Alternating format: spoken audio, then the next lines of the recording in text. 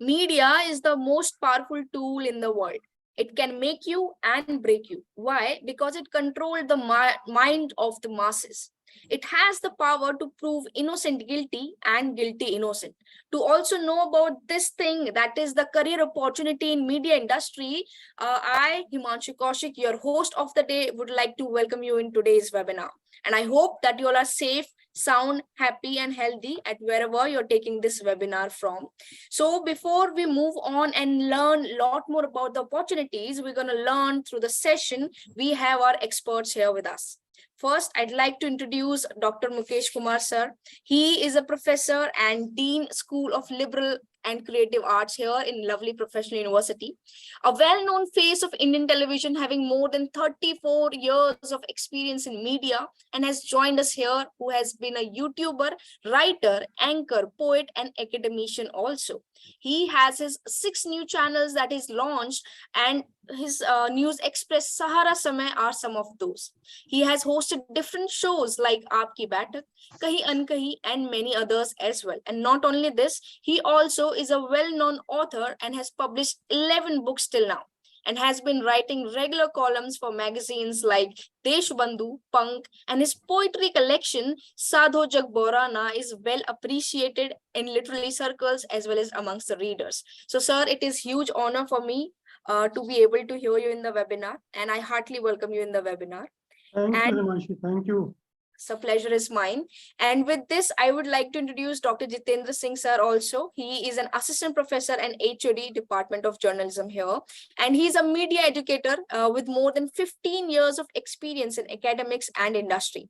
He has worked with Grade Up, which has a tenure of Times of India and now part of Byju's, and also has been associated with BAG Films and Live India TV as associate producer. So Jitendra sir, I welcome you in the webinar. And thank you, Himanshu. Sir, before we move on, we will be also joining with Rajesh sir. So due to some technical glitch, he is not able to join, and he may join just, I think, next 5 to 10 minutes. So before he joins, I would like to request Dr. Mukesh sir and Jitendra sir to kindly please take over the screen. Okay, thank you, Himanshu. Yeah. Okay. Sir, before beginning, I have a question which comes to everybody's mind when we actually prepare for journalism. या जब journalism में बच्चे आते हैं या लोग आते हैं तो एक बहुत स्वाभाविक सा सवाल होता है. तो उससे पहले भी एक चीज ये है, हम ये जानना चाहते हैं कि आपका चूंकि एक बहुत लंबा अनुभव रहा है टेलीविजन के साथ और अलग अलग मीडिया के साथ, अखबारों के साथ काम करने का. आप जब एक रिक्रूटर थे तो आप एक जर्नलिज्म के स्टूडेंट में या एक नए न्यू कमर में क्या क्वालिटीज आप देखते थे? Hello. Yeah, Mr. Badal has joined. Yes. us. Yeah. Okay, sir. Before Mukesh sir answers the question, of course, I would like to welcome Rajesh sir here. Good afternoon, Rajesh sir. Good afternoon. How are you? I'm fine, sir. Thank you so much. And I welcome you in the webinar, sir. So we are already live in the session, and allow me to introduce you in the webinar. Shall I? Sure. Okay. So we are joined by Mr. Rajesh Badal here just now, and he's a magnetic personality who has a career spanning more than 4 decades with a variety of talents. He has left an authoritative mark in radio, television, print, and social media. Born in Bundelkhand region of MP, he completed his early schooling from there, and despite having a modest upbringing and obstacles at his door in tribal environment, where choosing a vocation was never that simple. He had started his career in journalism, developed as a newsreader, and has achieved success in radio and shortly transformed into science journalist also, where he started more than 50 science clubs in rural areas of Bundelkhand. He has then become an honorary history lecturer at college, and excellence did not end there. His work was highlighted and connected to Naya Dunia. He covered so many science reports and documentaries, and then became first anchor of Bhopal Doordarshan. He has done more than 10,000 TV reports, 1,000 hours of live telecasts, more than 500 exclusive reports, and more than 100 documentaries, and then became first journalist to create and produce biopic on films.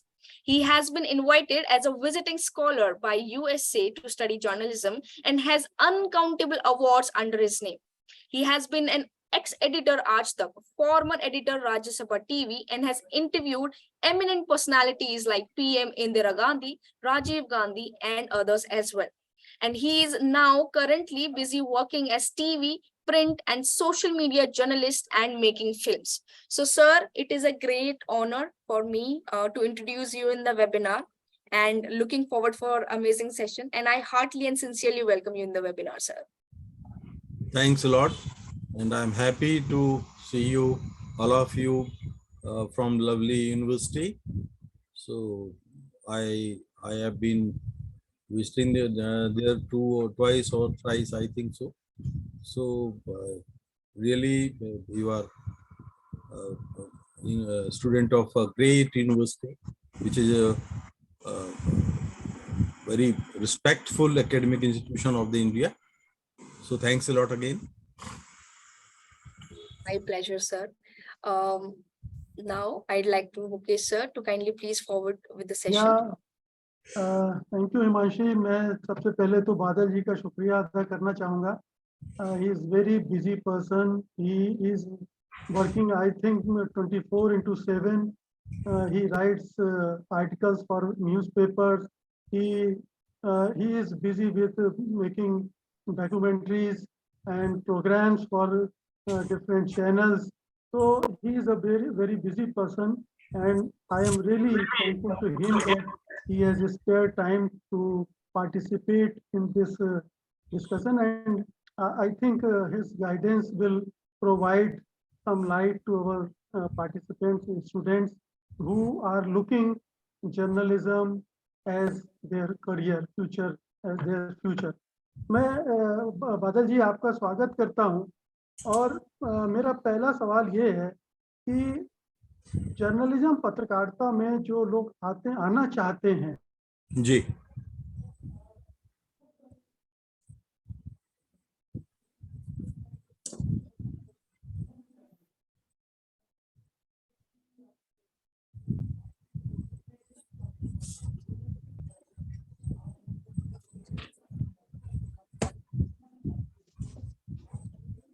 hello.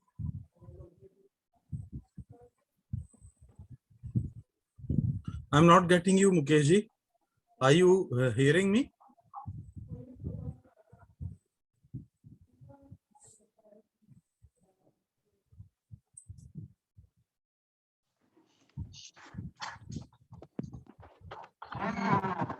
आपकी आवाज नहीं जा रही शायद वहां पे. Hello. Can you hear me? आप मुझे सुन रहे हैं?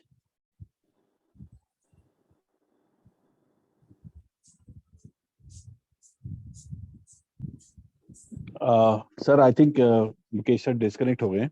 अभी कनेक्ट हो रहे हैं वो. तो आपकी आवाज तो मुझे आ रही है. जितेंद्र जी बोल रहे हैं? जी जी जी जी नमस्कार सर. नमस्कार नमस्कार. हाँ जी.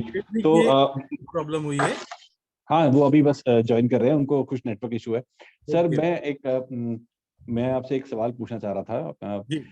एक बहुत स्वाभाविक सा प्रश्न लोगों के जहन में अक्सर आता है कि जब एक स्टूडेंट जर्नलिज्म करके आता है, क्योंकि आप एक लंबे अरसे तक मीडिया के साथ रहे और आपने सभी मीडिया में काम किया, चाहे वो टेलीविजन हो, न्यूज़पेपर हो, चाहे वो डिजिटल मीडिया हो, तो आप एज ए रिक्रूटर एक जर्नलिज्म के स्टूडेंट से जब वो जर्नलिज्म करके आता है तो आप उसमें क्या क्वालिटीज देखते हैं जो हम अपने बच्चों को बताएं कि आप ये जरूर उन पर ध्यान दें जब आप जर्नलिज्म करके आते हैं? तो देखिए, सबसे पहली बात तो डॉक्टर साहब ये है कि मुझे लगता है कि जर्नलिज्म जो है, पत्रकारिता एक ऐसा प्रोफेशन है जो सचमुच में प्रोफेशन ही नहीं है. मेरे लिए ये लाइफ स्टाइल है. और मैंने I am in this field since last 47 years. तो 47 साल में मैंने हमेशा इसको एंजॉय किया है. तो मैं जो भी कोई जर्नलिज्म का स्टूडेंट है तो मैं ये चाहूंगा. हेलो जी जी जी, आप मुझे सुन पा रहे हैं? जी जी बिल्कुल, बोलिए जी. तो मैं ये चाहूंगा कि वो ये सोच के पत्रकारिता में आए कि ये एक बहुत ही आनंद देने वाला प्रोफेशन है, और ये एक सिर्फ एम्प्लॉयमेंट नहीं है, सिर्फ रोजगार का जरिया नहीं है, सिर्फ नौकरी या पैकेज या इसको आप एक ड्यूटी के रूप में नहीं बांध सकते. तो मैं जब एक पत्रकार, कोई जर्नलिस्ट जब अपनी यूनिवर्सिटी से निकल के आता है, तो मैं चाहता हूं कि वो सबसे पहले तो अपने जो नेशनल और सोशल कंसर्न्स हैं, जो सरोकार हैं, उनके प्रति सेंसिटिव हो, संवेदनशील हो। और मुझे लगता है कि शायद ये सबसे बड़ी जरूरत है जो आज की पत्रकारिता मेरा ख्याल होनी चाहिए। तो ये एक मैं उम्मीद करता हूँ कि एक स्टूडेंट के साथ या जो भी इस फील्ड में आना चाहते हैं तो वो हों। ये जीवन शैली है, पत्रकारिता व्यवसाय नहीं है। जी जी सर, बिल्कुल। मेरे ख्याल से मुकेश सर भी जुड़ चुके हैं। तो सर, जब तक मुकेश सर जुड़ रहे हैं, आपसे बात करते हैं। मैं एक सवाल और पूछता हूं सर कि शुरुआत करते हैं सर टेलीविजन के साथ, क्योंकि एक मास मीडियम है। टेलीविजन में लोग ज्यादा क्रेज रखते हैं, आजकल के स्टूडेंट्स भी। तो टेलीविजन में क्या क्या अपॉर्चुनिटीज हम अपने स्टूडेंट्स के लिए देख सकते हैं कि जब वो जर्नलिज्म करके हमारे यहाँ से जाते हैं या कहीं से भी जर्नलिज्म करके जाते हैं, तो उनके लिए क्या क्या अपॉर्चुनिटीज हो सकती हैं? देखिए, टेलीविजन के लिए तो मैं एक बात कहूंगा कि ये एक दिखने वाला मीडियम है, मतलब हम स्क्रीन पर देखते हैं। तो अगर और ये जो है प्रिंट मीडियम की तुलना में तेजी से असर करता है, क्योंकि मैं आपको एक फर्क बता सकता हूं कि प्रिंट मीडियम के लिए आपको, देखिए, अखबार वही पढ़ सकता है जो जिसके पास अखबार पहुंचे, पढ़ा लिखा हो और उसके पास रोज अखबार पहुंचे और अखबार वो पूरा पढ़ने में उसका इंटरेस्ट हो। लेकिन टेलीविजन एक ऐसा मीडियम है जो गांव गांव तक देखा जाता है और उसको देखने के लिए किसी का पढ़ा लिखा होना जरूरी नहीं है। तो ये जो बात है वो टेलीविजन को एक बहुत ही स्ट्रांग और मजबूत मीडियम बनाती है। अब इतना अगर मजबूत मीडियम है तो फिर सारे स्टूडेंट्स से मेरा कहना यह है कि टेलीविजन के लिए अपने आप को, अपनी तैयारी जो करनी होती है वो प्रिंट की तुलना में बहुत ज्यादा करनी होती है। क्योंकि टेलीविजन में सबसे बड़ी बात है, आप कनेक्ट करते हैं अपने फेस के साथ, अपनी जबान के साथ और अपने ब्रेन के साथ। तो आपके पास शब्दों का बहुत बड़ा भंडार होना चाहिए, बहुत अच्छी आपकी पढ़ाई लिखाई होनी चाहिए, अंग्रेजी, हिंदी या अन्य भाषाओं में जिसमें आप काम करना चाहते हैं। तो आप उसमें आपका अच्छा नॉलेज होना चाहिए। और वैसे भी एक जर्नलिस्ट के लिए तो कहा जाता है कि सारे फील्ड में, यानी फिजिक्स, केमिस्ट्री, जूलॉजी, बॉटनी से लेकर लॉ और सोशल साइंस और पॉलिटिक्स और असेंबली और पार्लियामेंट से लेकर के स्पोर्ट्स और फिल्म तक, सभी की जानकारी उसको होनी चाहिए, खासतौर पे टेलीविजन में। क्योंकि जब आप एंकरिंग कर रहे होते हैं, जब आप रिपोर्टिंग कर रहे होते हैं, सो यू डोंट नो कि कब कौन सी खबर आ जाएगी जिस पर आपको अचानक तैयार होके लाइव जाना पड़ जाएगा या बोलना पड़ जाएगा या आपको रिपोर्टिंग के लिए जाना पड़ जाएगा या आपको एंकरिंग के लिए स्टूडियो में जाना पड़ जाएगा। तो उस समय फिर पढ़ने का टाइम नहीं मिलता। तो अपडेट रखना अपने आप को बहुत जरूरी है, ये पहली जरूरत है। दूसरा ये है कि स्क्रीन पर चूंकि आप नजर आते हैं, तो स्क्रीन पर नजर आने के लिए जरूरी है कि आप स्क्रीन के हिसाब से जो एक पर्दे की जो जरूरतें हैं, यानी आपका ड्रेसअप सेंस कैसा है, आपका हेयर स्टाइल कैसा है, आप अगर चश्मा यूज करते हैं तो वो कैसा है, आपकी शर्ट पैंट जो भी आप यूज कर रहे हैं, जैसे हम लोगों को पढ़ाया गया या जब बताया गया, हम लोगों ने यूं उस तरह से तो नहीं, उस समय आज से करीब करीब 35 साल पहले जब टेलीविजन शुरू किया तो हम लोगों को दूरदर्शन में एक जसदेव सिंह हुआ करते थे, बहुत बड़े कमेंटेटर थे और हम लोगों को ट्रेनिंग देने के लिए आए थे। तो उन्होंने बताया कि जो टेलीविजन पर स्क्रीन पर चेक जो है कभी पसंद नहीं की जाती, लाइनिंग कभी पसंद नहीं की जाती, डार्क और चटक रंग कभी पसंद नहीं किए जाते, व्हाइट कभी पसंद नहीं किया जाता और ब्लैक कभी पसंद नहीं किया जाता। तो इस तरह का पहली चीज तो ये है कि आप पढ़े लिखे, मतलब अपनी पढ़ाई लिखाई, अपने आप को सारे करंट अफेयर्स पे अपडेट रखें, किताबें पढ़ें, खूब किताबें पढ़ें। गूगल बाबा की शरण जितनी में कम से कम जाएं तो ज्यादा बेहतर है, क्योंकि उसमें मैंने ये पाया है कि बहुत सारी सूचनाएं सच नहीं होती। और उसका कारण एक ये है कि गूगल पर जो भी जानकारी अपलोड करता है वो उसका कोई ना कोई इंटरेस्ट होता है और वो उसका बाजार का हित होता है। तो कई बार वो सूचनाएं अपने इंटरेस्ट में अपलोड करता है जिन्हें हम और आप सच समझ बैठते हैं। तो ये जो बहुत बड़ी बात है, तो पहली बात तो यह है। दूसरा बात कि ड्रेसअप सेंस होना चाहिए। तीसरा, आपकी भाषा जो आप बोल रहे हैं स्क्रीन पर, अंग्रेजी में, हिंदी में, उसका उच्चारण बहुत अच्छा होना चाहिए। आपको, अगर आप हिंदी बोल रहे हैं तो हमने देखा है कि बातचीत में बहुत सारे उर्दू के लफ्ज आते हैं, तो कहाँ नुक्ता लगना है, कहाँ नहीं लगना है। बहुत सारे भारत में कई राज्य ऐसे हैं जहां पर लोकल डायलेक्ट में स और श का फर्क नहीं होता, व और ब का फर्क नहीं होता। जब हम बोलते हैं घरों में तो बहुत सारे इस तरह के जो शब्द होते हैं उनका उच्चारण ठीक नहीं निकलता। और देखिए, एक भी गलत उच्चारण आपका जो दर्शक है वो उसको आपसे दूर कर सकता है। उसके हाथ में बहुत ही एक बेरहम इंस्ट्रूमेंट होता है, बहुत ही एक ऐसा हथियार होता है जिसको रिमोट कहते हैं।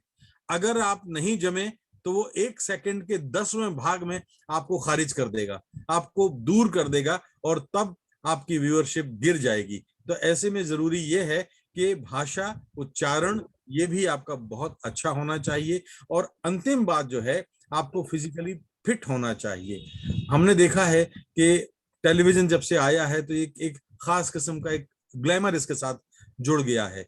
तो उस ग्लैमर के साथ में सारी रात टेलीविजन प्रोफेशनल्स देर रात तक जागते हैं, 3 बजे तक जागते हैं, 4 बजे तक जागते हैं, देर से उनकी सुबह होती है।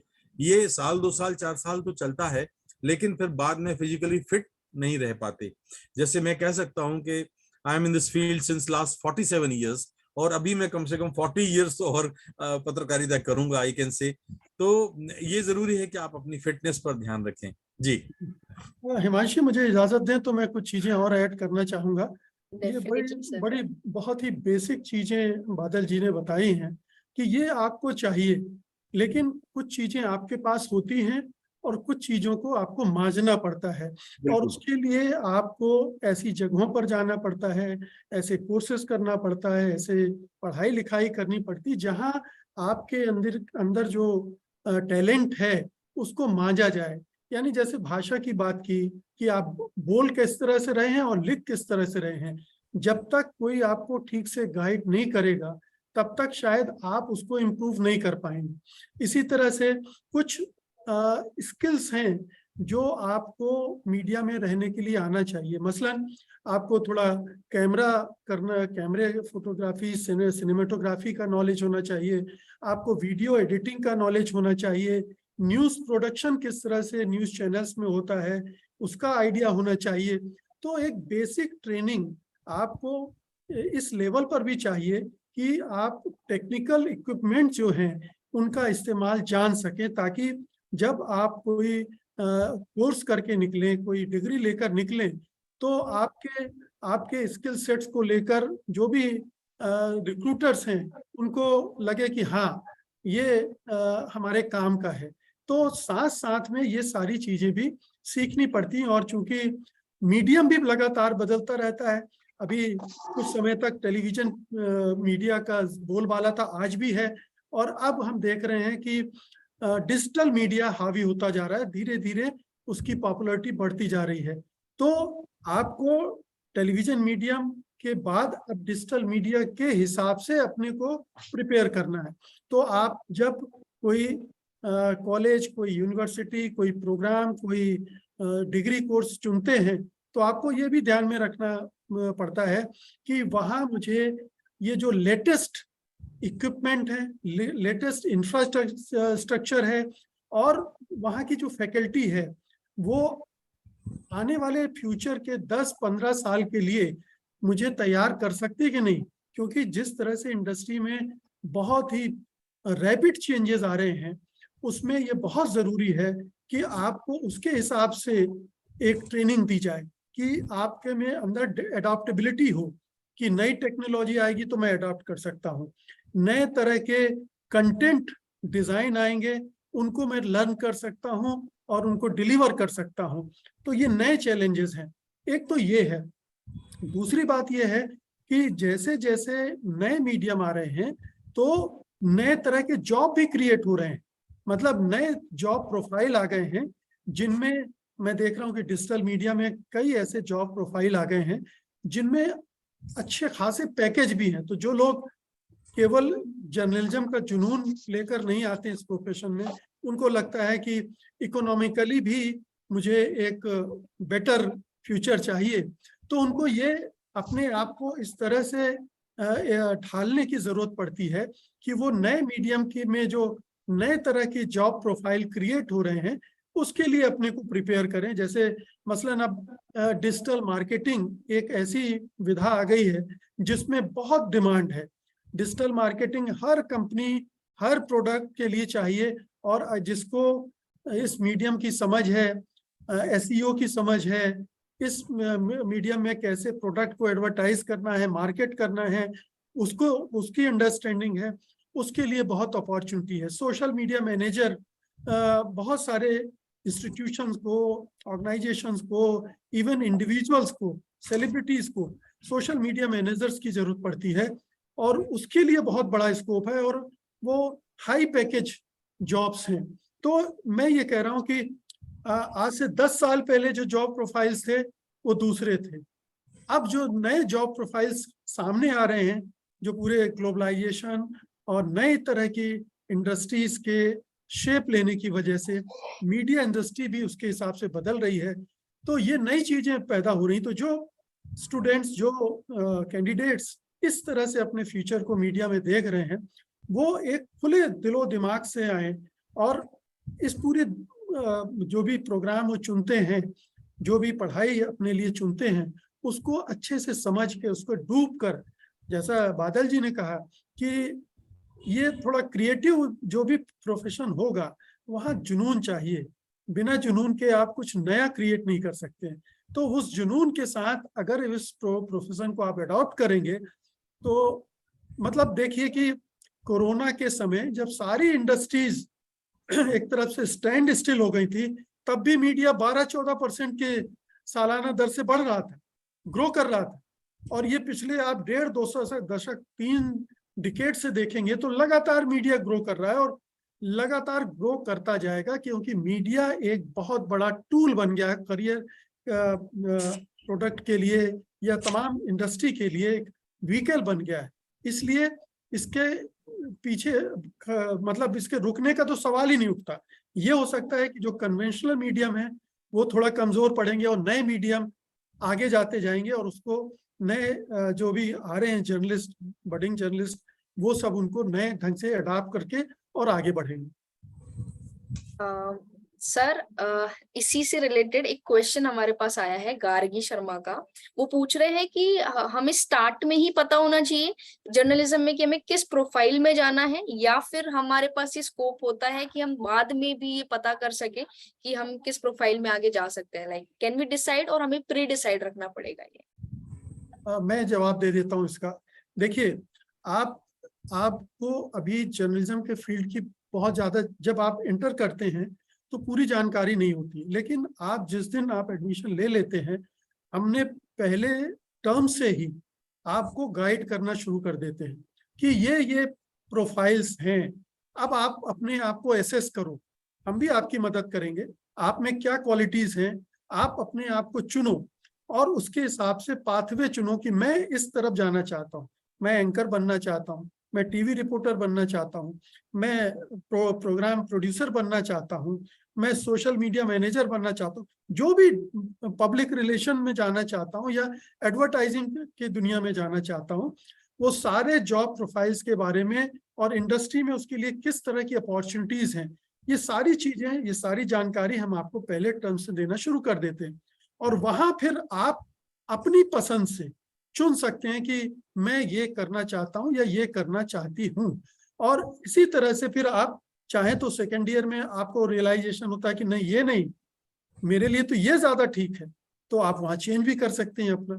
तो ये तरीके होते हैं, क्योंकि जर्नलिज्म के बारे में आम लोगों में नॉलेज बहुत कम है। बस वो या तो टीवी एंकर और जर्नलिस्ट के तौर पे जानते हैं या प्रिंट के तौर पे जानते हैं, लेकिन बहुत सारे ऐसे इसमें जॉब प्रोफाइल्स हैं जिनके बारे में लोगों को जानकारी नहीं है। जब आप ज्वाइन करते हैं तब आपको उनके बारे में पता चलता है। फोटोग्राफर है, सिनेमेटोग्राफर है, वीडियो एडिटर है, मोजो है, यहाँ तक कि एंटरप्रेन्योरशिप में इसमें बहुत गुंजाइश कि आप अपना काम शुरू कर सकते हैं। आप बहुत सारे यूट्यूबर्स हैं जो अपने दम पर किसी की नौकरी ना करते हुए बल्कि कई लोगों को नौकरी देते हुए लाखों की कमाई कर रहे हैं, तो वो भी एक रास्ता है। सर राजेश सर, एक क्योंकि आपने बात किया कि आपने बोला जैसे 40 साल आप और करेंगे और आपको ऑलरेडी 46 इयर्स हो गए हैं, तो उसी से रिलेटेड सर हमारे पास एक क्वेश्चन आया है सतीश कुमार का। वो कहते हैं कि वो 37 इयर्स के हैं अभी और अब वो ग्रेजुएशन करना चाह रहे हैं जर्नलिज्म में और मास कम्युनिकेशन में। तो जब 40 के बाद उनके पास क्या अपॉर्चुनिटीज स्कोप हो जाएगा मीडिया में, या उनको आप कैसे गाइड करना चाहेंगे, उनको क्या करना चाहिए? देखिए बहुत अच्छा सवाल है ये, और मैं आपको कह सकता हूं कि देखिए किसी भी नई फील्ड को ज्वाइन करने में, कोई पढ़ाई करने में, कोई कोर्स को ज्वाइन करने में कभी भी एज जो है, उम्र है, कभी आड़े नहीं आती। आप किसी भी उम्र में, बस ये है कि आपके भीतर, जैसे कि हमने अभी बात की और मुकेश जी ने भी वही बात कही है कि आपके अंदर वो ललक होनी चाहिए, वो भूख होनी चाहिए, वो जुनून होना चाहिए। जैसे अभी अभी मैं एक उदाहरण आपको बताता हूं कि जैसे कोरोना काल में हमने देखा कि लॉकडाउन था और मीडिया का, जैसे मुकेश जी ने कहा कि बहुत सारे कई इंडस्ट्रीज जब बैठ गई थी, तो मीडिया का जो कारोबार है या मीडिया का के प्रति जो लोगों का व्यवहार है वो बढ़ा। इसका मतलब ये है कि हमारे कॉमन मैन में, कॉमन व्यूअर में, या जो डिजिटल प्लेटफॉर्म है उनको जानने और देखने वालों के मन में एक भूख थी। भूख क्या थी? वो जानना चाहते थे कि कोविड से कैसे बचें, कोरोना कहाँ से आया, इसके साइड इफेक्ट क्या हैं, कहाँ पर क्या फैल रहा है। तो ये जो जानने की भूख है, वो उसके लिए भी कोई उम्र आड़े नहीं आती। तो जो 37 की बात आपने कही है, 37 कोई उम्र नहीं होती है। मैं आपको कह सकता हूं कि मैं यकीनन मैं 28 से 30 साल की उम्र में टेलीविजन में आया, तब तक मैं प्रिंट में था, और कई साल मुझे हो गया, 32-34 साल की उम्र में टेलीविजन में आया, और उसके बाद अब रेडियो में भी और डिजिटल प्लेटफॉर्म पे भी रहा। तो उम्र का कहीं कोई बंधन नहीं होता। आपके अंदर ये जो प्रोफेशन है या जो काम है, इतनी एनर्जी देता है कि आपकी उम्र का जो बंधन है या उम्र की कोई भी बाध्यता है वो समाप्त हो जाती है, खत्म हो जाती है। जी, thank you sir, and thank you Mukesh sir also. आपने वो क्वेश्चन का आंसर दिया। Now I would like to ask Jitendra sir, please carry on with the questions. Okay, तो सर अभी हम लोगों ने, आपने जैसा कि मुकेश जी ने बताया डिजिटल प्लेटफॉर्म्स के बारे में, तो मैं बस आपसे ये जानना चाहूंगा कि सर थोड़ा सा हमें डिजिटल पत्रकारिता के बारे में बताएं। जी, जो डिजिटल प्लेटफॉर्म से आजकल जर्नलिज्म हो रहा है उसके बारे में थोड़ा सा बताएं, और क्या क्या अपॉर्चुनिटीज वहां पर हैं। क्योंकि आजकल जिस तरीके से देख रहे हैं हम, दुनिया भर में डिजिटल ट्रांसफॉर्मेशन हो रहे हैं। आज टेलीविजन चैनल्स भी, अखबार भी, सब डिजिटल प्लेटफॉर्म्स पर आ रहे हैं, और सभी डिजिटल प्लेटफॉर्म से सभी है। तो ऐसे में अपॉर्चुनिटीज भी बढ़ी हैं और यूजर्स भी बढ़ रहे हैं। हम देखते हैं सोशल मीडिया यूजर्स भी बहुत बढ़ गए हैं, तो उसने बहुत सारी अपॉर्चुनिटीज भी दी हैं। तो उन अपॉर्चुनिटीज के बारे में जरा हमें बताएं सर। जी, मैं ये कह सकता हूँ जितेंद्र जी कि इस समय जो दौर है वो सारा का सारा डिजिटल प्लेटफॉर्म की तरफ, जितने भी मीडिया के डिजिटल अवतार हैं उनकी तरफ फोकस है। और मैं कह सकता हूं कि मैं 22-23 यूनिवर्सिटीज में जाता हूं। अभी जो आप मुकेश जी ने बताया कि यूट्यूब जैसे कई सारे प्लेटफॉर्म ऐसे हैं जिनमें ये आवश्यक नहीं है कि आपको कहीं जॉब अगर नहीं भी मिलता और आप ये आपके अंदर कॉन्फिडेंस है कि आप अपना प्लेटफॉर्म क्रिएट कर सकते हैं। तो आज देखिए ना, देश में अगर आप जाएंगे तो यूट्यूब पर कितने लोग हैं। मैंने 1 साल पहले कुछ यूनिवर्सिटीज के साथ एक प्रयोग किया था, और मैंने वहां बच्चों को, स्टूडेंट्स को ये प्रयोग किया था कि अगर आप पढ़ाई पूरी कर लेते हैं तो ये जरूरी नहीं है कि आजकल के चैनल्स और डिजिटल प्लेटफॉर्म पर मनचाही नौकरी मिल जाए, जॉब मिल जाए, पैकेज मिल जाए, तो फिर वो क्या करें। आए तो बहुत सारी इच्छाएं लेकर हैं कि हम समाज को बदल डालेंगे, देश को बदल डालेंगे, बहुत सारा काम करेंगे। तो तब यूट्यूब और अन्य इस तरह के जो प्लेटफॉर्म है, मैंने उसके लिए उन बच्चों को, स्टूडेंट्स को ट्रेंड करना शुरू किया। और मैं आई कैन से नाउ कि आज मेरे पास 45 बच्चों की एक ऐसी सूची है जो पिछले 1.5 साल में कम से कम 30,000 रुपया और अधिक से अधिक 3 लाख रुपए तक कमा रहे हैं। तो मैं ये कह सकता हूं कि डिजिटल प्लेटफॉर्म पर इतना अवसर है। लेकिन एक बात जरूर है जितेंद्र जी कि देखिए, प्रिंट मीडियम की अपनी सीमाएं हैं। प्रिंट मीडियम में आप एक अगर गलत सूचना हो गई तो अगले दिन अखबार में खंडन आ जाता है। टेलीविजन में यह है कि राउंड द क्लॉक जब खबर चलती है तो ये जरूरी नहीं है कि टेलीविजन का जो दर्शक है वो हर समय 24 घंटे उस खबर को सुनता रहे। तो एक बार उधर अगर आपसे कोई गलत खबर चली गई वो चल जा सकती है, लेकिन डिजिटल प्लेटफॉर्म पर इतनी तेजी से स्प्रेड होती हैं सूचनाएं और उन सूचनाओं का असर इतना व्यापक होता है कि हम देखते हैं कि समाज में कई बार इन दिनों कुछ ऐसे डिजिटल मीडियम पर हम खबरें जाते हुए देखते हैं जो लगता है कि जैसे हमारी पत्रकारिता का पहला सिद्धांत है कि क्रॉस चेक करो, गलत खबर नहीं जानी चाहिए। तो अगर आप डिजिटल प्लेटफॉर्म पे काम कर रहे हैं तो जिम्मेदारी बहुत बड़ी बात है। अगर आप जिम्मेदार नहीं हैं, अगर आप पड़ताल नहीं करते हैं और आपकी एक गलत खबर से, हमने बहुत सारे उदाहरण देखे हैं कि गलत खबर से या अपुष्ट खबर को फैला देने से, हम आज ये बड़ा लोकप्रिय नाम हो गया व्हाट्सएप यूनिवर्सिटी, तो व्हाट्सएप यूनिवर्सिटी या अन्य सारे प्लेटफॉर्म पे हम देखते हैं कि हम बहुत सारे लोग बगैर पड़ताल किए इस मीडियम में हैं।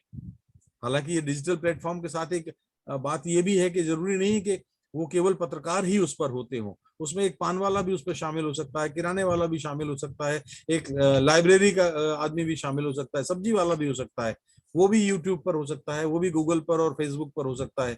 तो लेकिन जब उस पर असर इतना होता है तो जो लोग पत्रकारिता में हैं उनकी ये जिम्मेदारी बढ़ जाती है कि वो सच ही दिखाएं, सच ही फैलाएं और सच ही काम करें। ये बहुत बड़ी चुनौती है आज के जमाने में डिजिटल प्लेटफॉर्म पे काम करने वाले सारे लोगों के लिए कि वो सच की क्रॉस चेक कैसे करें। जी जी, मैं भी इसमें कुछ ऐड करना चाहता हूं जितिन जी कि देखिए ये मीडिया कन्वर्जेंस का जमाना है। हम सब जानते हैं कि डिजिटल मीडिया में सारे मीडियम कन्वर्ज कर गए हैं, यानी इसमें प्रिंट भी है, टेलीविजन भी है और डिजिटल तो है ही, रेडियो भी है, पॉडकास्टिंग के रूप में रेडियो भी है, सारे मीडियम यहाँ आ गए हैं। आप अगर इंडस्ट्री के तमाम जो ये मीडियम है इनकी ग्रोथ को देखेंगे तो आप पाएंगे कि डिजिटल मीडिया की ग्रोथ सारे मीडियम से कहीं ज्यादा हो रही है। आप वेस्टर्न कंट्री में देखेंगे तो धीरे धीरे करके प्रिंट मीडिया खत्म होता जा रहा है और वो डिजिटल मीडिया में शिफ्ट कर गया है। टेलीविजन के बारे में ये कहा जा रहा है कि अभी 5-7 साल तो है, लेकिन अल्टीमेटली ये भी कन्वर्ज हो जाएगा डिजिटल मीडिया में, क्योंकि ज्यादातर लोग अब मोबाइल पर देखने लगे हैं। कोई टेलीविजन सेट के सामने बैठकर अब खबरें देखने वाले लोगों की संख्या लगातार कम होती जा रही है। तो मीडिया कन्वर्जेंस के जमाने में, और एड रेवेन्यू एक बड़ा जो क्राइटेरिया होता है किसी मीडियम की ग्रोथ को मापने का, जांचने का, तो रेवेन्यू, एडवर्टाइजिंग रेवेन्यू शिफ्ट हो रही है डिजिटल में। प्रिंट से पहले शिफ्ट हुई टेलीविजन में और अब टेलीविजन से और प्रिंट से शिफ्ट हो रही है डिजिटल मीडिया में। तो जहां रेवेन्यू जा रही है वहां ग्रोथ हो रही है, उस मीडियम की ग्रोथ हो रही है। और ये केवल रेवेन्यू क्यों जा रही है? इसलिए कि दुनिया भर में लोगों को मोबाइल के जरिए न्यूज देखने की, मीडिया कंटेंट देखने की आदत लग गई है और वो सुविधाजनक है, वो कहीं भी देख सकते हैं, अपने साथ लेके घूम सकते हैं। तो ये इस तरह से ये डिजिटल मीडिया लगातार ग्रो कर रहा है और सारी अपॉर्चुनिटीज धीरे धीरे इस मीडियम में आ रही हैं। तो फ्यूचर का मीडिया तो डिजिटल मीडिया है और जाहिर है कि जब डिजिटल मीडिया ग्रो कर रहा है तो जॉब अपॉर्चुनिटीज भी यही क्रिएट हो रही है।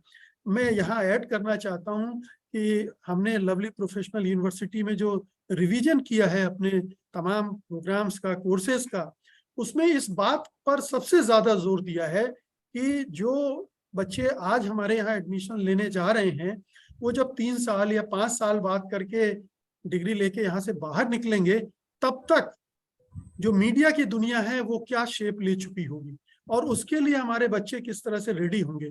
तो हमने उसमें चेंज किया है, हमने फैकल्टी के पूरे सोच में परिवर्तन लाया है, हमने अपने इंफ्रास्ट्रक्चर को उसी तरह से उसको चेंज किया है ताकि वो ज्यादा सुटेबल हो। हमने वर्कशॉप्स, सेमिनार्स, गेस्ट लेक्चर्स, ये तमाम चीजें डिजिटल मीडिया को ध्यान में रख के की हैं। और डिजिटल मीडिया मतलब आप सब जानते हैं इसमें ऑडियो वीडियो प्रोडक्शन भी है, आप शॉर्ट फिल्में भी बनाएंगे, डॉक्यूमेंट्री फिल्म्स भी बनाएंगे, आप न्यूज़ बुलेटिन भी बनाएंगे, आप तमाम तरह के रील्स बनाएंगे, और इस तरह के कंपटीशन हमारे बच्चे तमाम जगह जाकर उनमें हिस्सा लेते हैं और प्राइजेस जीत कर आते हैं।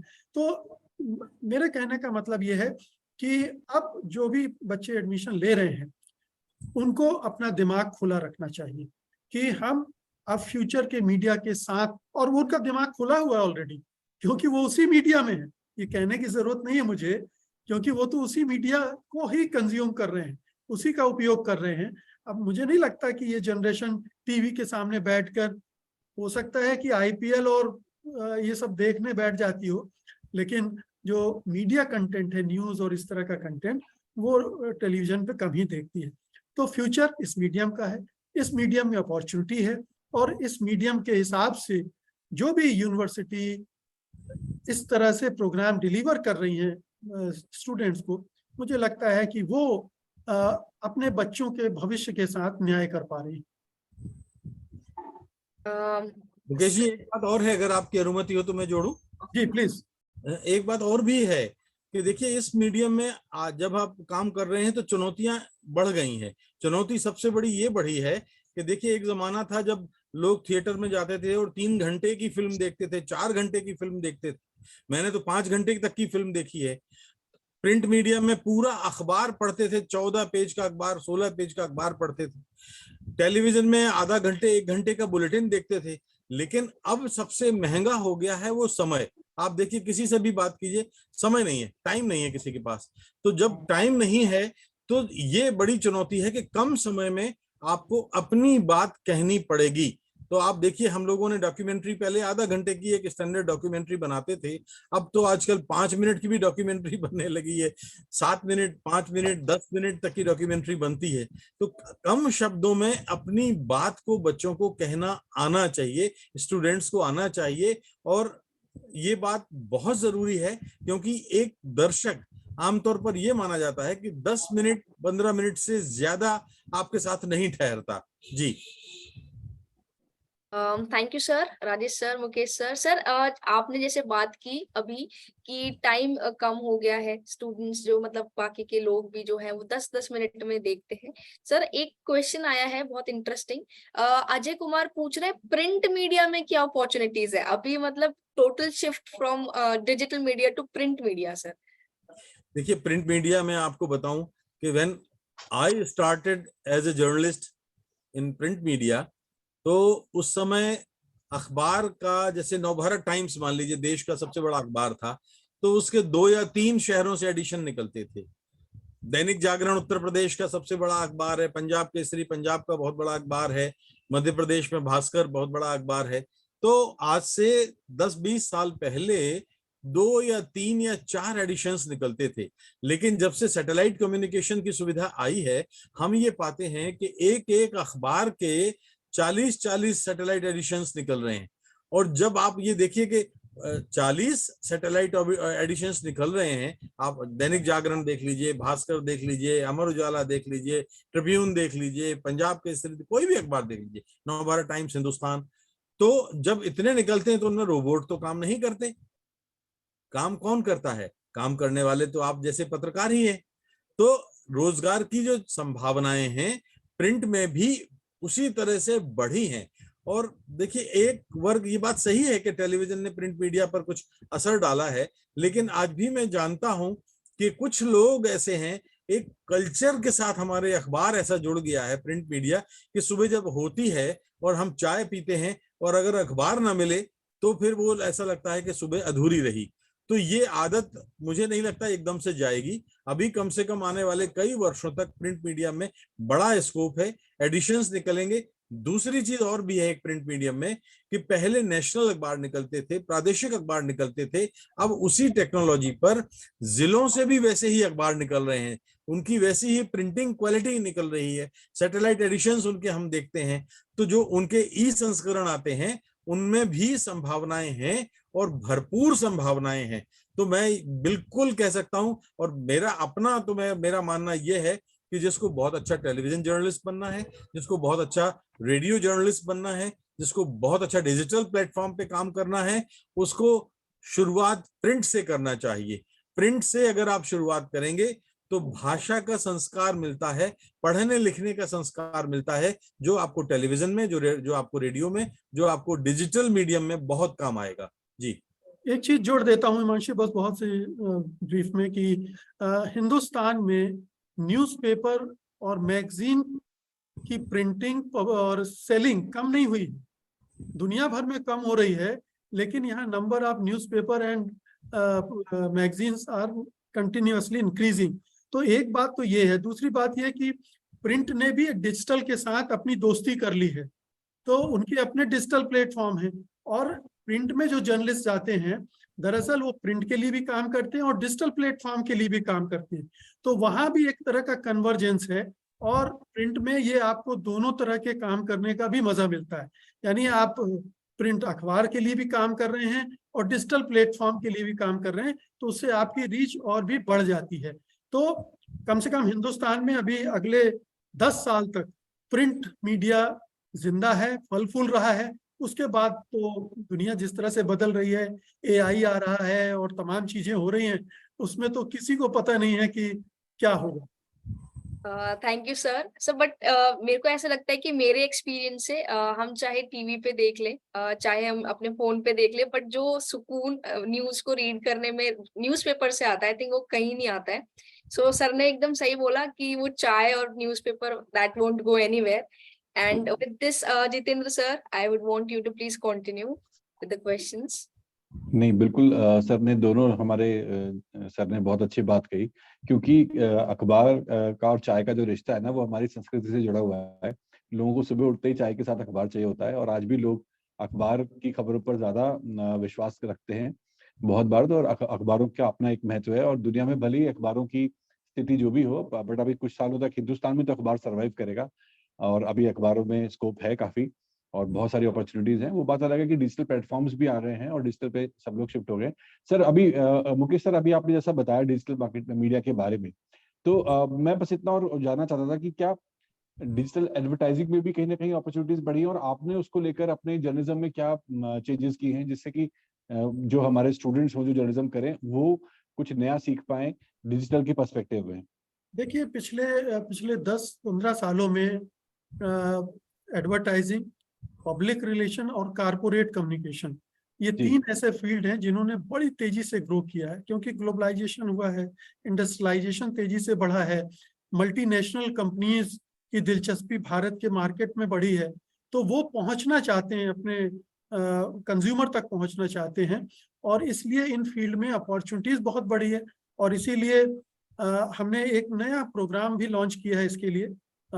MA का प्रोग्राम है, masters in advertising and corporate communication, जिसमें खास तौर पर इसी को फोकस किया गया है कि आप इन 2 क्षेत्रों में अपनी विशेषज्ञता हासिल करें और वो तमाम चीजें सीख लें जिनकी वजह से इन फील्ड में आपको एक अच्छा जॉब मिल सकता है। इसी तरह से हमने एडवर्टाइजिंग हो, पब्लिक रिलेशन हो, कारपोरेट कम्युनिकेशन हो, इवेंट मैनेजमेंट हो, इन तमाम जो सेक्टर हैं उनको अपने क्यूरिकुलम में नए ढंग से जोड़ा है, और उसमें कुछ नए कोर्सेज भी ऐड किए। जैसे मैंने जिक्र किया, डिजिटल मार्केटिंग का एक कोर्स ऐड किया है, जिसमें आप, चूंकि ये पूरा एडवर्टाइजिंग, पब्लिक रिलेशन सब इसमें शिफ्ट हो रहा है, तो यहाँ कैसे ये सब हो रहा है ये समझना बहुत जरूरी है। तो डिजिटल मार्केटिंग हमने इसमें ऐड किया है, उससे जुड़ी जो टेक्निक्स हैं, टेक्नोलॉजी है, उससे भी हम आपको वाकिफ कराते हैं। तो ये जो नए उभरते हुए क्षेत्र हैं, इनके लिए आपको कैसे तैयार किया जाए, कैसे इंडस्ट्री से आपका नाता जुड़े, कैसे इंडस्ट्री के लोगों से आपका इंटरेक्शन हो, आप इंटर्नशिप करने ऐसे कंपनीज में जाएं जहां इसकी ट्रेनिंग मिलती हो, उनके लिए वर्कशॉप हम लोग करवाएं। इस तरह से हम अपने स्टूडेंट्स को इन सेक्टर्स के लिए भी तैयार करते हैं। Definitely sir, thank you so much. Rajesh sir, would you want to add anything to it? मैं बिल्कुल मुकेश जी की बात से मैं बिल्कुल इत्तेफाक रखता हूं और सहमत भी हूं। 2 बातें मैं और कहना चाहता हूं इसी में जोड़ते हुए। देखिए, एक तो जो मार्केटिंग है, अब मार्केटिंग के 2 हिस्से हैं। हमने देखा कि पहले अखबार दूसरों के विज्ञापन छापा करते थे, रेडियो पर दूसरों के विज्ञापन आया करते थे, चैनलों पर दूसरे प्रोडक्ट के विज्ञापन आया करते थे, लेकिन अब चैनल, रेडियो जैसे प्राइवेट एफएम आते हैं और अखबार हैं, वो उनको अपनी ब्रांडिंग भी करनी होती है, तो सेल्फ प्रमोशन जो है वो भी करने लगे हैं। आपने देखा होगा बहुत सारे इन दिनों इवेंट होते हैं जो अखबारों की तरफ से होते हैं, रेडियो की तरफ से होते हैं, टेलीविजन की तरफ से, चैनल्स की तरफ से होते हैं, और पोर्टल्स भी अब करने लगे हैं, बड़े बड़े इवेंट करने लगे हैं। तो उसके पीछे मकसद यही है कि वो अपना प्रमोशन करें, उनका अपना प्रमोशन हो, ताकि उनको एड रेवेन्यू अधिक मिल सके। एक तो ये बात है। दूसरी बात ये है कि अखबारों में भी इस तरह से देखिए कि अगर सर्कुलेशन नहीं है, राइट, अगर सर्कुलेशन नहीं है तो फिर एड रेवेन्यू कैसे आएगा? तो ये बड़ा एक रेसिप्रोकल है कि अगर आप अच्छा पैसा चाहते हैं तो ये जरूरी है कि आपके पास ये प्राउड करने लायक सर्कुलेशन हो कि मेरा सर्कुलेशन 10 लाख है, मेरा सर्कुलेशन 50 लाख है।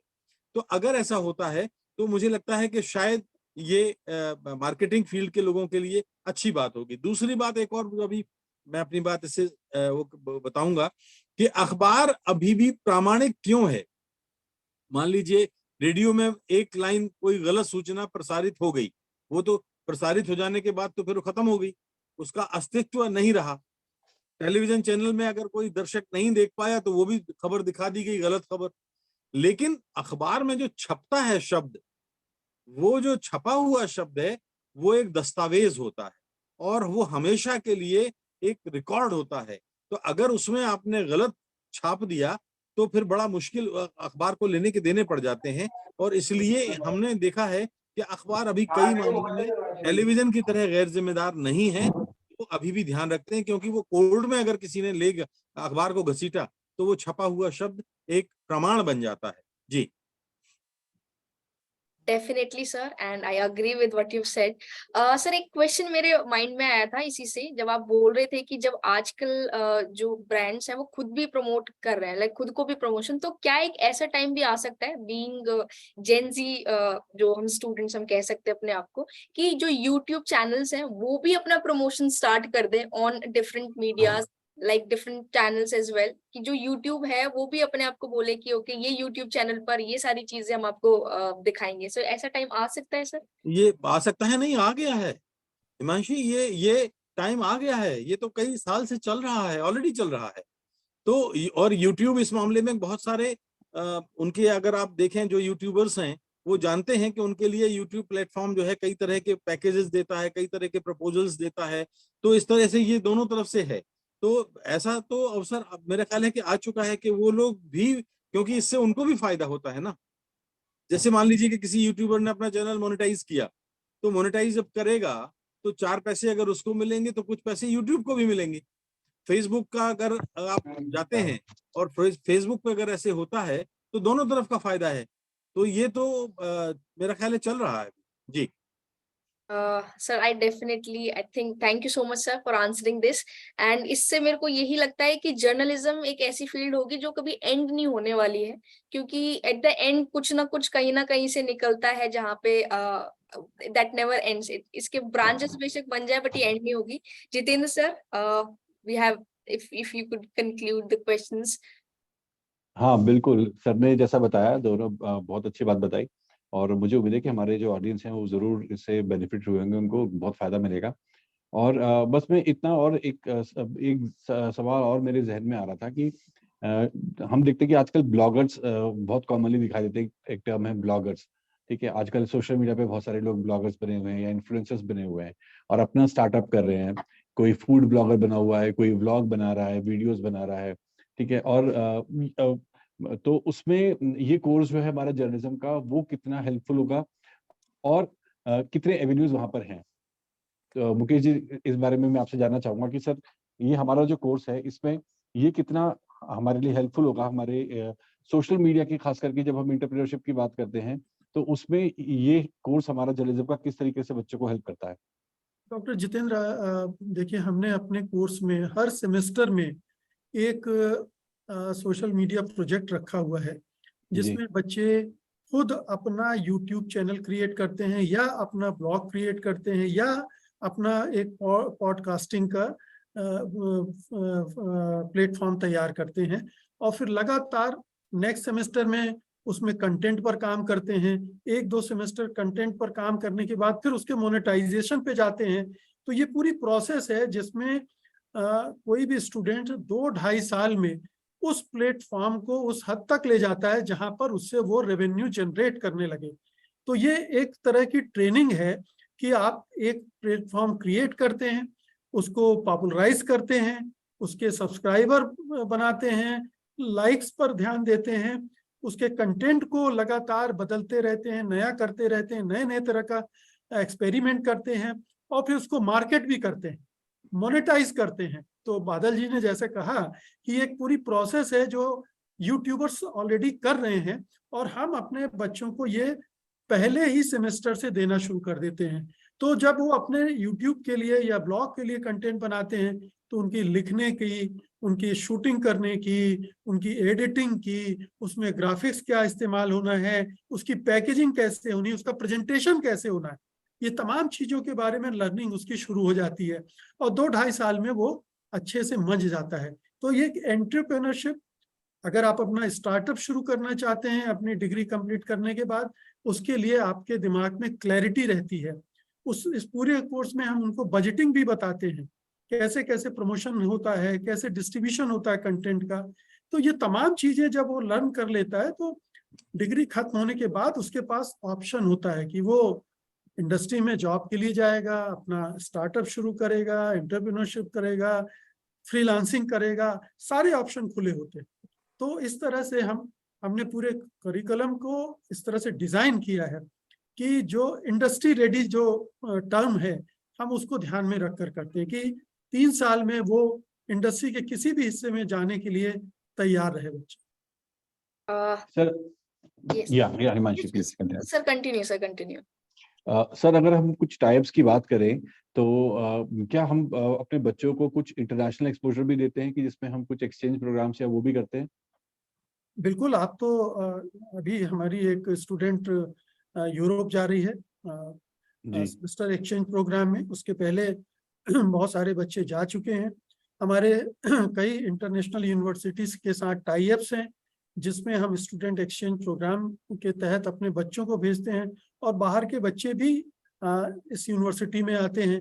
तो वो एक पूरा मैकेनिज्म है हमारे पास, एक सिस्टम है जिसमें क्रेडिट ट्रांसफर वगैरह की जो पूरे एक उसके प्रोसेस है उसको फॉलो करते हुए हम बच्चों को ये अपॉर्चुनिटी भी देते हैं। तो बच्चों के लिए अब हमारे यहाँ फॉरेन के भी स्टूडेंट पढ़ते हैं हमारे इन्हीं कोर्सेज में, एक इंटरेक्शन उनके साथ भी बच्चों को करने को मिलता है।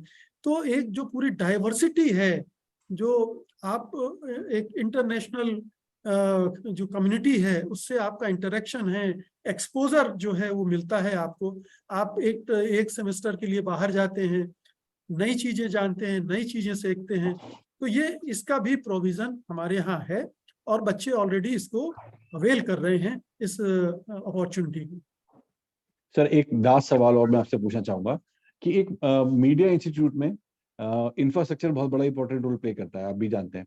तो हमारे यहाँ जो जिस तरह का इंफ्रास्ट्रक्चर है वो कितना हद तक बच्चों को तैयार करने के लिए हमारे पास पर्याप्त है, उसके बारे में एक बार जरा बच्चों को बताएं। बादल जी तो अभी हमारे यूनिवर्सिटी में आए भी थे और जी, उन्होंने जी। भी देखा है कि हमारे पास मेरे ख्याल से जो स्टूडियो है वो हिंदुस्तान में किसी भी मीडिया या किसी यूनिवर्सिटी के पास इतना बड़ा स्टूडियो नहीं होगा, इतना बड़ा इंफ्रास्ट्रक्चर नहीं होगा। हमारे पास एडिटिंग लैब्स हैं, हमारे पास ग्राफिक्स की फैसिलिटीज हैं, हमारे पास एक मतलब फैकल्टी इस तरह की है जो जिसके पास इंडस्ट्री एक्सपीरियंस भी है, एकेडमिक एक्सपीरियंस भी है, जो इस तरह के स्किल्स को इम्पार्ट कर सकती है, ट्रेनिंग दे सकती है। तो ओवरऑल जो पूरा एक इंफ्रास्ट्रक्चर बेहतरीन किसी भी स्टूडेंट को ट्रेन करने के लिए, उसको लर्न करने के लिए चाहिए, वो हमारे और पूरा आप यूनिवर्सिटी का पूरा इन्वायरमेंट देखिए। मैं तो केवल अपने स्कूल की बात नहीं करूंगा, पूरी यूनिवर्सिटी का पूरा माहौल देखिए। यहाँ कितनी अपॉर्चुनिटीज हैं, स्पोर्ट्स के लिए जबरदस्त अपॉर्चुनिटीज। इतना बड़ा इंफ्रास्ट्रक्चर बहुत कम यूनिवर्सिटीज के पास होगा। स्पोर्ट्स है, कल्चरल इवेंट इतनी होती है, म्यूजिक है, थिएटर है। बच्चों की पर्सनालिटी केवल जर्नलिज्म के पढ़ने से ग्रो नहीं होगी। वो जब इन तमाम इस एक्टिविटीज में हिस्सा लेते हैं तो उनकी पर्सनालिटी के तमाम एस्पेक्ट बाहर निकलते हैं और वो उनकी ग्रूमिंग बेस्ट होती है। एक अच्छे जर्नलिस्ट में ये तमाम खूबसूरतियां होनी चाहिए। वो अच्छा एक अगर एक्टर हो तो और भी अच्छी बात है, क्योंकि आपको स्क्रीन पर अभिनय भी करना पड़ता है। हम सब जानते हैं बादल जी, थोड़ा बहुत अभिनय हम लोगों को भी करना पड़ता है खबरों के हिसाब से। उसी तरह से भाषा का कमाल है, पब्लिक के साथ कैसे इंटरेक्ट करना है, कम्युनिकेशन के स्किल्स कैसे डेवलप करने, ये तमाम चीजें हैं, जो तमाम एक्टिविटी हैं वो हमारे अपने स्कूल में होती हैं और पूरी यूनिवर्सिटी में तो बड़े पैमाने पर होती हैं। दुनिया भर के एक्सपर्ट, दुनिया भर के सेलिब्रिटीज सब यहाँ आते हैं, परफॉर्म करते हैं, नॉलेज इम्पार्ट करते हैं, शेयरिंग होती है, इंटरेक्शन होता है। तो ये एक इस यूनिवर्सिटी की खूबसूरती है जो मुझे लगता है कि एडेड एडवांटेज है स्टूडेंट्स के लिए। Definitely, sir. I agree, okay, sir. And thank you so much for the resolution that you're giving and for the experience and the knowledge that you're giving. Sir, last, Rajesh, sir, I would want you to conclude the webinar. What do you want to say at the conclusion? How can we conclude with the journalism opportunity? That's the career opportunities in journalism. देखिए, परिवर्तन प्रकृति का नियम है, तो changes तो होते रहेंगे। हर दौर अपने आप में कुछ न कुछ नए परिवर्तन लेके आता है। लेकिन मैंने ये बात, मुकेश जी ने बिल्कुल ठीक बात कही कि आपकी यूनिवर्सिटी में मैं जा चुका हूँ और वहाँ मैंने यूनिवर्सिटी का जो एक तरह से एम्बियंस है, जो एटमॉस्फेयर है, जो एक प्रोफेशनल एटीट्यूड है और जो वहाँ का सिलेबस है, वो सब मेरी नज़रों से के सामने रहा है। तो आई कैन से कि जो आपकी जो यूनिवर्सिटी है, वो यूनिवर्सिटी आज मैं जैसे मैंने कहा कि मैं देश के करीब 22-24 विश्वविद्यालयों में जाता हूं और उनमें से अगर मैं कहूं कि अगर मुझे चुनाव करना पड़े कि सर्वश्रेष्ठ या सबसे बेहतर 2-3 विश्वविद्यालय कौन से होंगे, उनमें से एक आपका विश्वविद्यालय आता है, जहां पर एक बहुत ही समर्पण, लगन और बहुत ही पेशेवर तरीके से स्टूडेंट्स को आप लोग ट्रेन करते हैं। तो ये मेरे लिए अच्छी बात है और ये अच्छी बात इसलिए भी है कि आज का दौर ऐसा है जब पत्रकारिता पर बहुत सारे सवाल उठ रहे हैं। तो ऐसे में जब आपका जो इंस्टीट्यूट है इस तरह से जब काम करता है तो मुझे एक राहत भी मिलती है, मुझे भरोसा होता है कि अभी आने वाले कई दशकों तक आपका विश्वविद्यालय जिम्मेदार पत्रकारिता के लिए तैयार करने वाले छात्र प्रस्तुत करता रहेगा और वो हमारे देश की पत्रकारिता को आगे बढ़ाएंगे। जी, एक प्रश्न अभी आया था, उसका जवाब दे दूं मैं हिमांशु? Yes sir, sure. एक प्रश्न आया था कि इंटर्नशिप और ये सब के लिए, देखिए हमारे बच्चे टाइम्स नाउ, आज तक, NDTV, ABP, news nation, Republic, तमाम जगहों पर प्लेस्ड हैं और times of India, Hindustan times, कई डिजिटल प्लेटफॉर्म में और अच्छे पैकेज पर। एक हमारा स्टूडेंट है जो 16.5 लाख पर प्लेस हुआ है लास्ट ईयर। इस बार एक स्टूडेंट हमारी 10 लाख के पैकेज पर प्लेस हुई है अभी 3 महीने पहले ही। ये लगातार बच्चे अच्छी जगह पर प्लेस हो रहे हैं, इंटर्नशिप अच्छी जगहों पर कर रहे हैं, उनके चॉइस के हिसाब से। जिस फील्ड में आप जाना चाहते हैं उस फील्ड के हिसाब से आपको कैसे इंटर्नशिप मिल सकती है, उसमें यहाँ पूरा यूनिवर्सिटी सपोर्ट करती है। हमारे यहाँ प्लेसमेंट सेल है जो इंटर्नशिप और प्लेसमेंट दोनों में पूरी तरह से सपोर्ट करता है। इस साल मैं शेयर करना चाहूंगा कि 90% बच्चे हमारे ऑलरेडी प्लेस हो चुके हैं। इस बार प्लेसमेंट 80-90% बच्चों का ऑलरेडी हो चुका है। तो ये हमारा प्लेसमेंट का रिकॉर्ड है। इंटर्नशिप 100% बच्चे इंटर्नशिप करते हैं। ये और इसमें पूरा यूनिवर्सिटी, हमारा स्कूल और यूनिवर्सिटी दोनों मदद करते हैं। ये सपोर्ट हमारे यहाँ है। Thank you sir, and I hope Ajay आपको आपका मिल गया होगा जो सर ने जैसे बताया। तो I hope you have got the resolution of the question that you asked. And now sir, I would ask your permission. If anybody has any other question, you may ask in the chat box or Q&A box. And if not, then Jiten sir, is there any other question that we want to go forward with? नहीं, मेरे ख्याल से sir ने बहुत विस्तार से सब चीज़ों के बारे में बता दिया है। मीडिया में जितने भी प्लेटफॉर्म्स हैं या मीडिया में जितनी भी अपॉर्चुनिटीज हैं उनके बारे में हम लोगों ने डिस्कस किया, और क्या-क्या ज़रूरत, क्या-क्या स्किल्स की ज़रूरत है और क्या-क्या हमें जानने की ज़रूरत है, वो सर ने बहुत तफसील से दोनों लोगों ने बताया हमें। फिर भी अगर कोई पार्टिसिपेंट अगर कुछ पूछना चाहते हैं तो उनकी क्वेरीज को ज़रूर हम देखते हैं। Let's hope if somebody is asking any question. Yeah, sir, I am requesting anyone who has any question, any query. Okay, sir, there's one question came from Caroline. And hello, ma'am, can Indonesia student apply to LPU, sir? Mukesh, sir?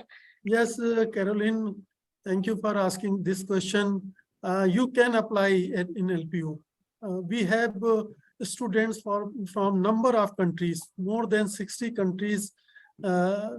Students are already studying in LPU in our department as well. So there is no problem if you want to join this university. We definitely facilitate and help you in getting admission here. So you can definitely take admission here. Okay, thank you, sir. If anyone, okay, sir, Ajay, okay, Caroline first says thank you. And now, Ajay, sir, do we have any plan to start our own news channel in near future with the brand name LPU? This is interesting. We are already in process of launching a new news channel. Maybe we will start from digital and then think of satellite channel, but it is in our plan. So very soon we are going to launch it. Okay, thank you again, sir. And I am asking and requesting anyone if you have any other question. Okay, Ajay Kumar also says thanks, sir. So if you have any other questions, then you may ask. Otherwise, then I ask permission, Rajesh sir, from Mukesh sir and Jiten sir to wrap this webinar up. And if you just do not want to add anything to the webinar, sir. No, I don't think now. We have already shared what our students are looking for. So we can wind up, but I must thank all the participants, those who have listened us and asked very valuable questions. So thank you so much. And I personally would want to thank Rajesh sir for coming in. I know there was some problem on such short notice on the Zoom thing that happened. Thank you so much for coming in, for joining in, for sharing your experience, your knowledge with all the participants. And thank you, Mukesh sir and Jiten sir, for being here as panelists, as somebody who was, discussing and giving all the knowledge to the students.